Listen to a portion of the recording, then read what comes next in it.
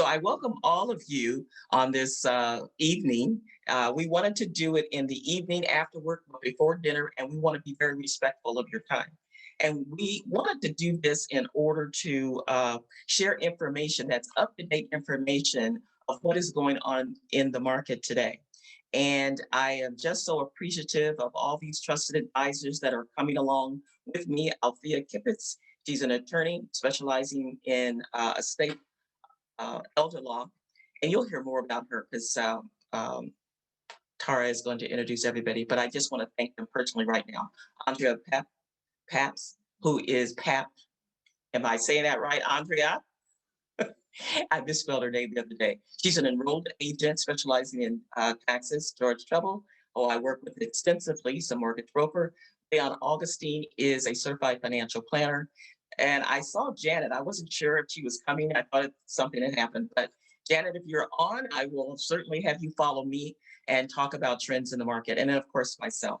So I want to tell you why I even got started in this. You heard my intro, but I was very interested in what was going on in the market, and particularly the underserved market, being uh, people of color who were tragically left out, and certainly need to be participating in this marketplace. And I'm going to be sharing some of that later on. But I wanted to share that with you. My passion is to help the underserved seniors who are the most vulnerable in our community. So I have another niche market, which is probate, paired with the senior real estate market. And also, first time, most of you, I'm not sure where you are in the marketplace, but I'm going to hit on how you get into the market itself. Next slide. By the way, I hope you guys are taking notes too as we go along, because we're going to have a Q&A. So I want to make sure you're paying attention and you're getting some golden nuggets out of these presentations. And working with a trusted advisor will make the process a lot easier. And certainly in buying your first time home, it seems overwhelming. It seems overwhelming even if you're buying your second or third home. And I call my sellers second time buyers because many times you forget what you learned when you went through the process the first time. And there's a lot of great information out there to help you get through the process. Next slide.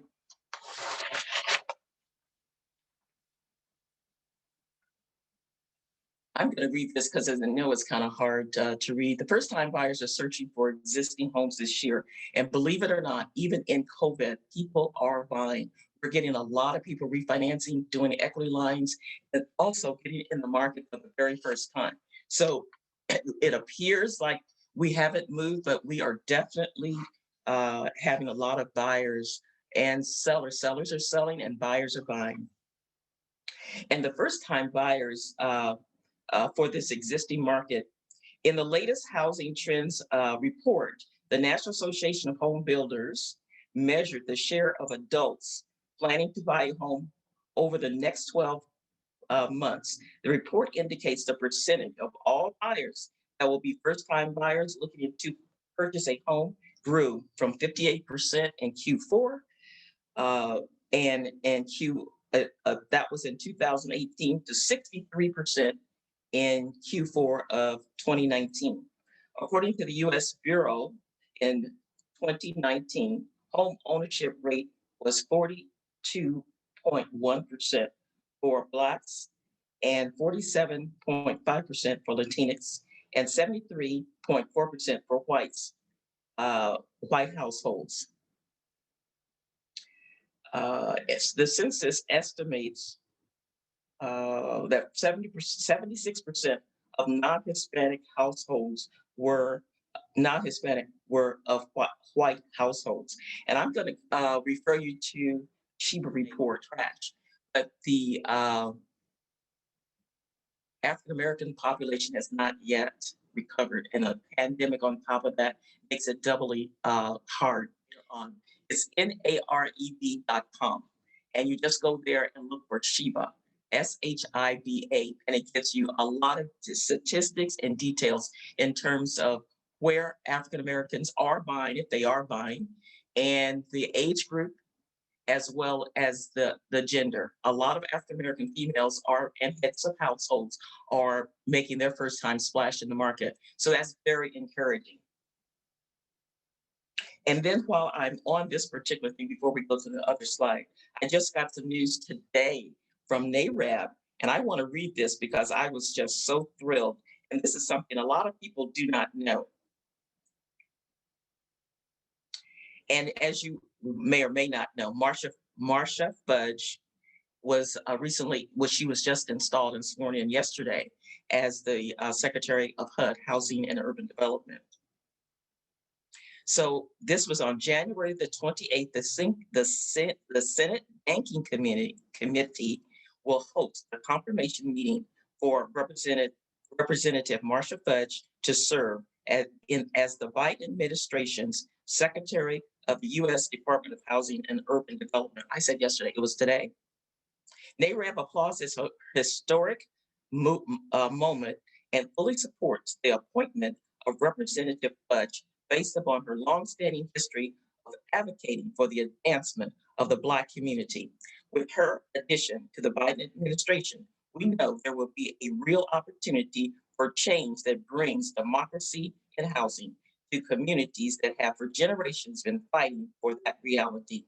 Listed below are several key policies that NARAB will be advocating for to increase Black home ownership.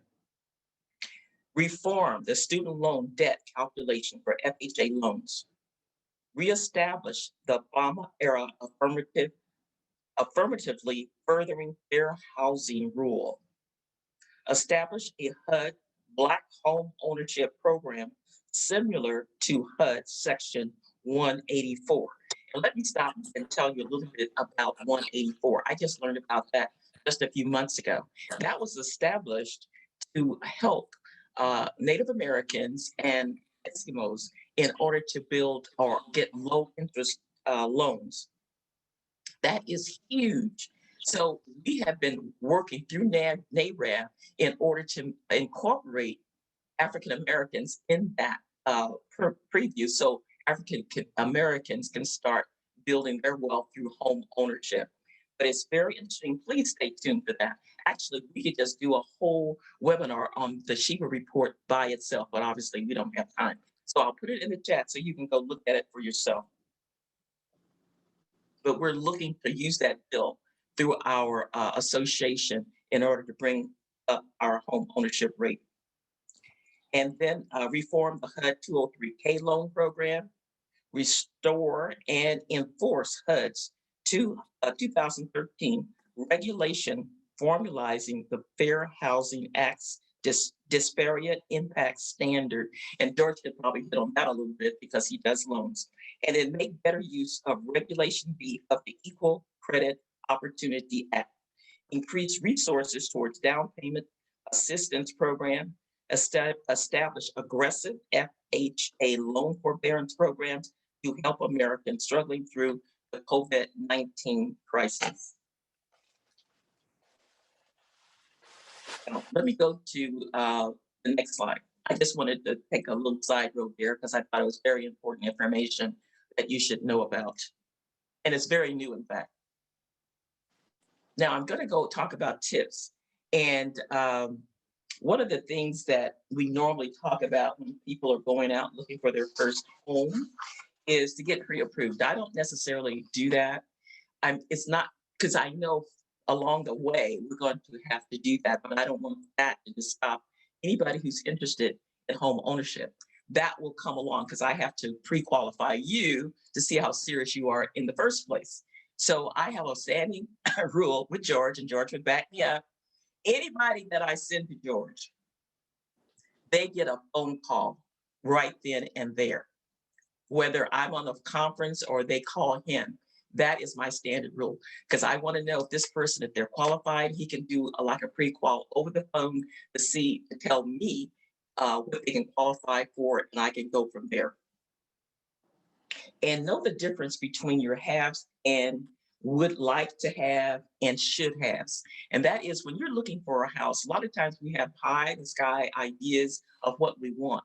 The idea is to get in where you fit in. If you want a single family home, which most people do, but if you can afford a condo or a townhouse, start there because real estate is not going anywhere. And that's a great place to start wealth building and search for and choose for the neighborhood that you want to live in. I always tell people when you're out looking, and most people do the surfing over the internet anyway, but go to the neighborhood, look at it in the daytime, which is the best time to see it. And if you're doing that's, I'll get on that too about COVID. But if you've seen it in the daytime, that's one view. But go back at night and see what that same neighborhood looks like. And that can help you a lot in determining if you really want to be in that neighborhood, and then pick a house style that you love and stick with that if possible. And what I mean by that, sometimes you want, if you have a family, most single family homes have children. So if you want a house where you have, say it, and most houses these days are two-story, but you want to be close to the kids, the kids are off one place in the house and you're off another and off to another. But if you're close by, you can watch them. And if that is a must have because you have younger kids and you want to be able to watch them and what they're doing, that might be something that you must have. But let your agent know that and document your home visits. When you're looking at a house, and I never show more than five. Five is a lot. I try to make it around 3 to 5. And there's not a lot of inventory anyway, so there won't be a lot on your shopping list anyway. But make sure that with the seller's permission, that you take pictures and make little notes of what you liked about this house, or what you didn't like about this house, and kind of narrow it down from that point in your search. Because it's going to take you anywhere from say 6 months to a year to find that perfect house. And many times, of course, we don't have a lot of inventory, and it doesn't matter where you are. If you're in California, if you're in Montana, if you're in Utah, wherever, inventory is very, very low. Even though we're losing a lot of our population because of the high cost of living here, people are still buying. And people are doing very creative things in order to get into homes. And that is, you'll find more intergenerational living with grandma, the kids, and the parents all living together and making it work. We're seeing a lot of the first part of 2019. We had a high rise of condo townhouses and then a sharp drop because COVID was coming. More people wanted to be in single family, they didn't want to be bunched up together. So that market is still viable, especially for first time buyers and renters. It's a very good market, but we don't have as many people seeking out that uh, as we do single family. But at the same time, if that's where you fit in, that's where you need to be. And know the COVID protocol. And everybody, all of us have COVID protocol that we have to adhere by. Uh, I've had to learn a lot in these last 6 or 8 months.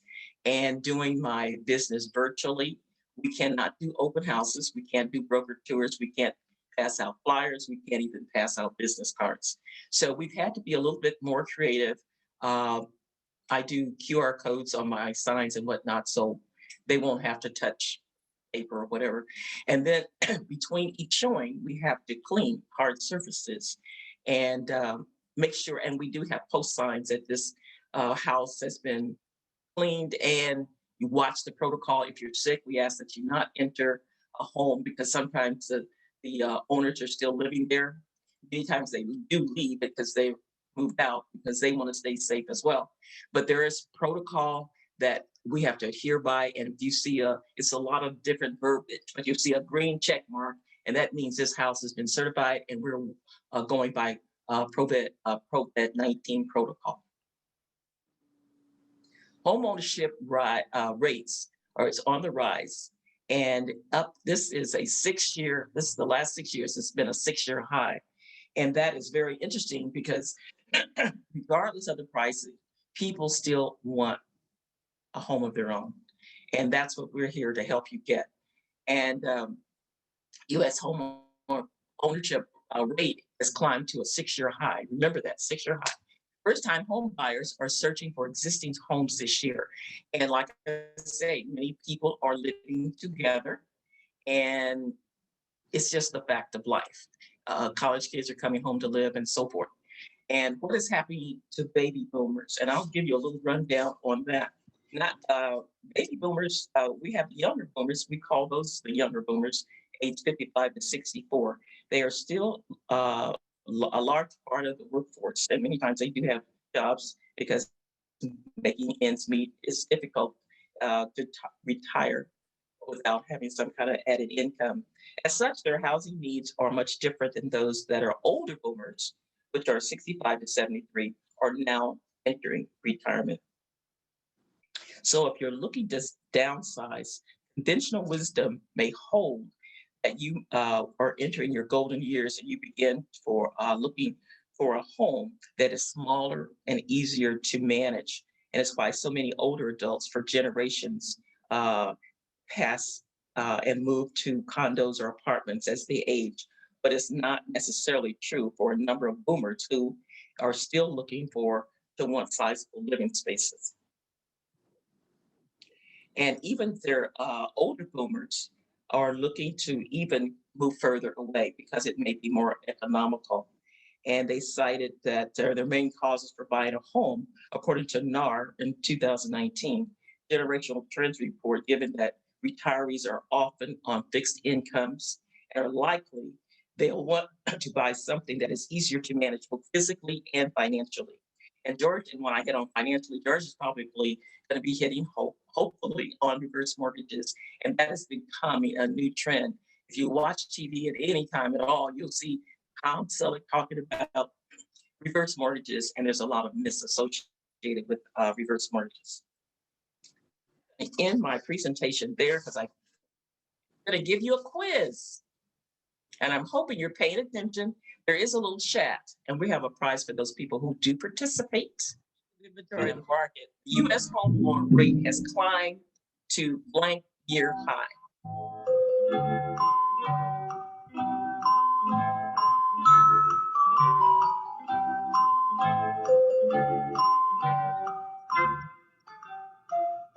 Got it. 6 year. It's a 6 year high. Very, very good.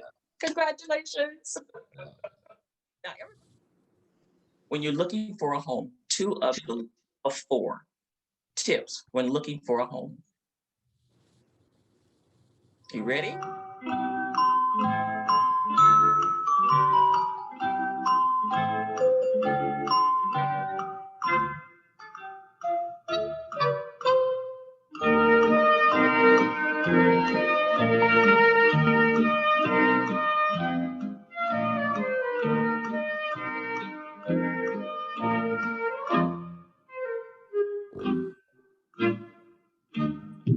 Okay.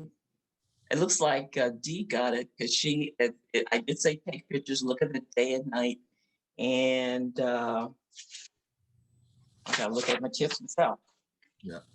Another good one is to, if you're still working, do it during the time that you would be going in from or home from work, so that you get a idea of the flow of the traffic and the timing. Mm-hmm. Well, George, you're not qualified anyway. You're not I know. So it looks like this is the property in the daytime. Take pictures is one, and the last one was what do you call the number one source when buying a home, and what do you call that person? I kind of, I sort of said it at the beginning, at the very beginning, when I didn't emphasize it, but what it would be George, it would be me, it would be Althea, it would be Andrea, it would be Leon. What are we? Very, very good. We are your trusted advisors. So with that said, I'm gonna give you all applause for that. That's very good. And we're gonna figure out how we're gonna split this because you guys did a great job. Great job, great job. I thank you for your attention. And so I'm gonna ask Janet, okay. Janet is my real estate counterpart in the South, in the North Bay. I'm in the South. She is a real estate broker for Alliance in San Francisco. Thank you very much, Mickelin, for inviting me to be part of this panel. I think it's a wonderful service you're doing to educate people and give them lots of good information that they can use. Because especially after last year with the pandemic and seeming like a recession and all of the antics that were going on in the White House, there was a lot of anxiety and people just kind of not knowing which way to turn or what to do. But this is great because it gives clarity, lets people focus, and is very positive. So just a little bit about me. Uh, Janet Halliburton. I've been in real estate over 35 years. I've been a broker most of that time. I have had my own office. I've worked for others, and I now work for a larger company. And I also have my own clients as well. But I do risk management for the company that I'm in, which means that I help agents when they or their clients are facing situations that are a little difficult and try to keep everybody out of court. We have a profession that has a code of ethics, and sometimes you can stray from that without really knowing. Um, and one of the features of real estate brokers, which I want to emphasize, is that we do represent. We have a duty to be to place the agent's needs above our own. We have an agency obligation and responsibility, and it's the law where we represent clients. And you'll find that whenever you get into a contract, the first item that you sign will usually be an agency disclosure to tell you whether the agent is representing you as a buyer or you as a seller, or in some cases, both parties. So the agency responsibility is a very, very important one to us. And it is very important for you to understand that as well. So just that was a little bit about me. Our company has 10 offices and we have a couple of hundred agents, and we're very busy right now.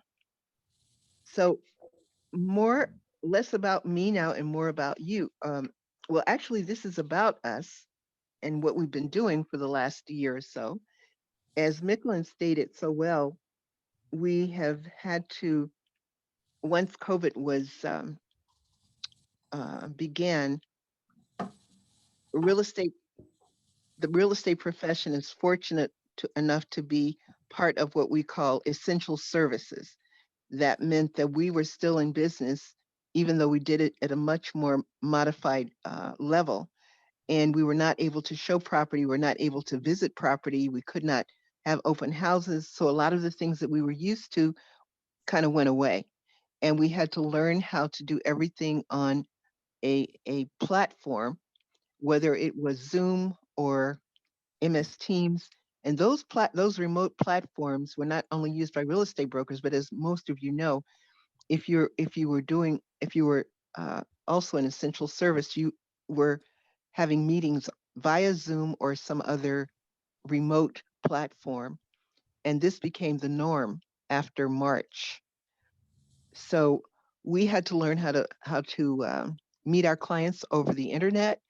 And the first time we showed property was over the internet. We had virtual showings as opposed to stage showing, and that went on for a couple of months. Now, everyone was sheltering in place. And what that meant for selling real estate was that a lot of sellers felt very reluctant to have anyone in their house, even though we were observing the protocol, as Mickelin mentioned.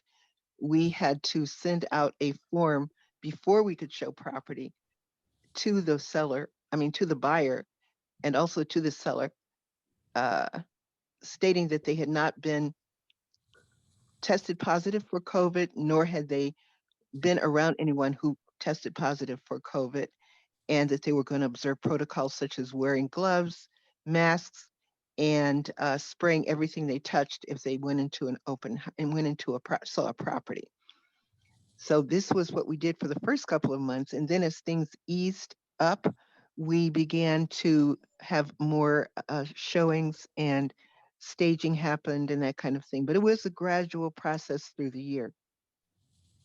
So what happened with buyers was that the activity, the buying continued after, I would say, April or May. All of a sudden, there was a very a strong surge in buyers because if they were renting, they found out that they wanted to not, if they could afford to buy, the rates were still historically low. And they felt, well, if I can afford to buy, I want to get out of an apartment or sometimes out of a condo and get into a home where they had a yard, because otherwise they would be in a condo where they'd have to share an elevator, be in an apartment where they had to share an elevator and not be able to go outside during sheltering in place. I think that had people reevaluating this. Say, well, if I have to shelter in place, I don't want to shelter in this place. So there was there was a move out of mostly San Francisco, I think took the brunt of it. And so we've had people moving out of San Francisco into Oakland, Alameda, San Leandro, Lorenzo, especially Castro Valley, and on out into the Tri Valley, and also out to Brentwood and Antioch, and in the East Bay, Richmond. So every area, I think the only area that didn't grow as much was the Delta, but every other area had almost record-breaking sales um, as a response to COVID. And the other factor I mentioned before, because we were all going to our distance office meetings, more and more people realized they didn't have to be in commute distance to their office or close to their office. They could be remotely. And then they would be able to have maybe one meeting a month where they had to go in, but most of the time they could operate remotely. I think some of the tech companies, Twitter is an example. Twitter told their folks if they wanted to operate, they could go anywhere. They didn't have to even be in California. So we've also had an exodus outside of California into other areas. And we definitely have had a lot of migration out of the cities and into less populated area, or less dense, I should say, not populated, but less dense areas. The remote, as you probably know, Zoom and MS Teams, their platforms grew exponentially because more and more people were using Zoom for either office meetings or family meetings or gatherings, what have you. And the other area that kind of skyrocketed was new home sales, because at first during COVID, there were fewer homes on the market compared to the demand. And therefore, more and more new home sales began to be more favorable. And it really kind of, I think this was the highest year for new home sales, new construction over the last 7 or 8 years. The another point is that the uh, the other the other factor in real estate that impacted real estate was the unfortunate uh, the unfortunate attention on so many young African American males who were and females who were victims of uh, of the killings, and especially George Floyd, because people were all at home and they got to see experience it on a different level than ever before.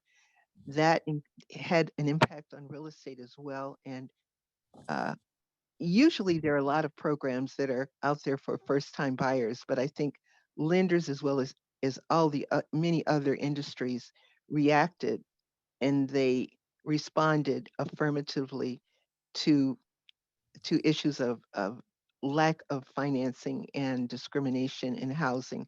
So there has been a lot more emphasis on creating programs for buyers and also opening opportunities for purchases and for financing. Some of these big lenders have come up with billion-dollar programs to help people open accounts and also to finance housing. And George will talk more about that. These are all impacts that came from last year. And of course, the low interest rates have prevailed, so that 2.5, 3.5% interest rate really stimulated the buying population. Another factor was or another outcome was that there were multiple offers on properties. And I'm sure if you were interested in purchasing, you experienced that or you heard about it. One of the strategies which I found helpful for multiple offers is to kind of, if you can, look for something that's been on the market a long time, or look for something just below your price range, because if you have to make a competitive offer, you'll have room to go higher. So, and again, this is why, as Mickelin said, you need to have advisors and counselors, because even though you can search for property on your own, when it comes to a tight market like this has been, you really need to strategize with your agent in order to make an intelligent decision and to not add to your frustrations by losing out multiple times on offers. I Does anyone have any questions about anything I've said so far? I don't want to just talk on and on without giving you a chance to ask questions. Where are you seeing the largest increase in the housing market? Is it in the mid housing market or the upper end? Because there's been different conversations about the upper end. It seemed like Um, they had much of a limit there. People who have money, they still have money. And they're they still have money. Thank you, George. George and I have known each other for how long, George? at least 30 years, maybe 35. Yeah, we like. Oh, I know it's been a long time. Yeah, absolutely. And yes, that's a very good question. The biggest the biggest surge in sales have been from, I would say, 700,000 up, and also what they call luxury market, or the top tier, a million and over, has really surged. And in fact, I know of a situation, a couple of them in Oakland. For example, there was a home in Oakland, and don't let this frighten you either, because these are this is true. But again, if you're in a price point where you can buy, you should try to get into the market wherever you can. But there are these things that let you know that there are people that are walking around with money in their pocket, and they're just throwing it out there. There was a home in Rockridge that was listed at 2.5 and actually sold for 3.5, $1 million over ask. And you can bet that those are people that came from outside the city, because they are looking for opportunities and they can't find them on the peninsula or in San Francisco.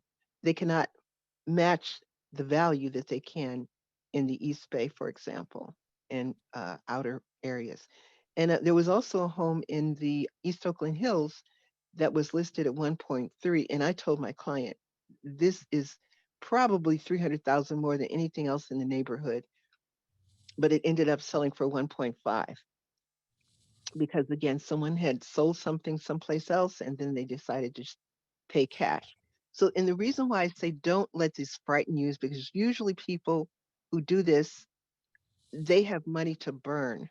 They might just have cash, and if they didn't put it in the property, they found an absolutely gorgeous property in East Oakland Hills. It was just beautiful, but it was way over anything else in the area. The reason why I say don't let those keep you away is because when an appraiser looks at value, they're not going to use those properties that are way over the market for the value. They will have an impact, but they will look at the average sales price. So although it will distort the market somewhat, you'll still be able to get in if you can strategize, get the right look for the right area, and look for a property that's been on for a while. You can still make something happen for yourself. So again, but the other trend that we've noticed, because we have offices in not only San Francisco, but on the peninsula, we've noticed a lot of our San Francisco agents are now selling the East Bay. I mean, they wouldn't even cross the bridge 4 years ago, but now they're selling in Antioch, Brentwood, and not so much Oakley, but Antioch and Brentwood we've seen a lot of sales over there. And also schools still matter, education matters, so that the areas with the better schools, such as um,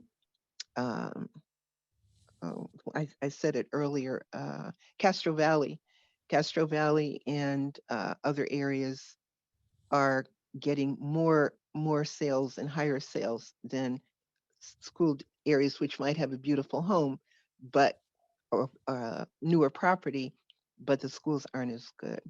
And thank you, Mickelin, and everyone else for having me join your panel today. Good afternoon again. So I guess I'm here to add some insights with regards to the home purchasing process. I guess that's the purpose of today's meeting in this forum. So I'm not directly related to purchasing real estate like Mickelin is per se, but as an advisor on the other end of maybe helping you with reviewing your assets that are non-real estate based, and those that are as well. Perhaps you own homes in different places. Some people have rental properties. You probably worked at a job where you accumulated savings for retirement. So my role as a CFP planner is to work with individuals and take a full holistic view of where they are and help you to reach your goals. And sometimes that includes purchasing a home. And if you're not at the point where you'd like to be, and we need to sit down and set some strategies, put some goals in place and come up with a plan. So that's where I would fit in with regards. Many people, you hear the word financial planner or insurance agent and you run in the other direction, but that's all good. But we actually have a lot of studies that show individuals who work with financial advisors, financial planners, tend to actually do much better from a financial standpoint, and their overall financial health tends to be at a better positioning than those who try to do it by themselves. I know that's the do-it-yourself mentality these days. There are some things that it's great you can do on your own. You go to IKEA and you buy that shelf. That's something you can do on your own. But when you have your retirement money or money you want to save into an emergency fund and other accounts that you really want to manage accordingly, that's probably not something I'd advocate that you do on the Reddit apps or Robinhood things on a daily basis. There's a time and place for everything. So I'm here available to take questions with regards to maybe what you may have within the realm of what I do. I know Mickelin wanted me to mention just maybe a soundbite on what baby bonds are. But to summarize, that's something that's not necessarily a new thing, but it's the idea of helping to narrow the gap in disparities. Mickelin mentioned home ownership among African Americans and Latinx and white non-Latino people within our country. And so, yes, of course, we understand their disparities. Things have existed the way they have for time, and that has led to some groups having different income sources and access to resources for helping them in life. And so with an effort to push forward and narrow the gap, have more people of color or just everyone in general being able to participate more hopefully and fully in the financial system, a baby bond is something where for every child that's born, whether it's proposed on the national level or within a certain state, an account is set up, money goes into that account. It grows with interest. It may be invested, for example, in a government bond. And then over time, maybe every year, whatever the details are, money's added to that account. So the goal is when someone becomes age of maturity, whether it's 18 or 21, they have access to these funds that can help with education, maybe first-time home purchasing, starting a business, whatever criteria they set on those. So that's all good and important. But knowing what we know, we can't rely on the government to provide for our resources. So for those who are able, it helps to work with a financial planner and looking at other avenues to help to save and augment those buckets of money that you can have available and transfer wealth from one generation to the next. And so in addition to something for building wealth, not for youngsters and helping them to get into their first homes, as a parent, a grandparent, there are certain types of accounts that you can set up. They're called guardianship account, not guardianship, but custodian accounts. Those you have in your name for the benefit of the minor. And then you can actually invest in things like stocks. They're younger, hopefully, when you start this account, so you have a greater time horizon for whether you're putting in a small incremental amount of money. It doesn't have to be $1,000 a month. That would definitely go a long way, but you can start off with $25 a month, $50 a month, whatever it is, and you'll be surprised how that builds over time and as markets grow. 529 savings accounts, those are also helpful for setting up specifically for someone who you believe will go to college. And then just yourself in general. You have your home as an asset, you have your retirement savings. There are other types of things that you can do to really build over time to make sure that, we're not only having all our eggs per se in the proverbial basket within real estate. That's very important that you have that home ownership, but making sure you have exposure and the benefits that come from owning good quality investment assets over the long term. So fees are very important. It varies in the industry. So you may have 0 all the way to 2%, for example, for someone charging a fee that works within the capacity of what I work in. And when you say fee, it's a very loaded question because you can have a fee-based relationship where I work as a consultant, and those individuals who come to me and I do not manage any other assets, I charge them a consulting fee based on the work that I do, and that's on an annual basis. So for someone who's coming out of college and they want to sit down and talk about a Roth IRA and how to save and invest, they may actually receive a bill for the entire year for unlimited access to my to working with me, and they may perhaps pay $250 to $500 a year.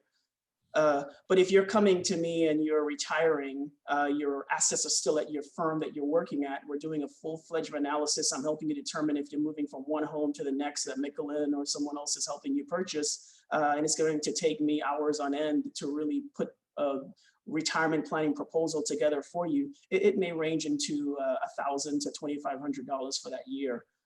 So I try to be very fair and in the work that I'm doing and making sure that the fee that I charge with regards to that it compensates for the level of work and the value that I'm providing for you.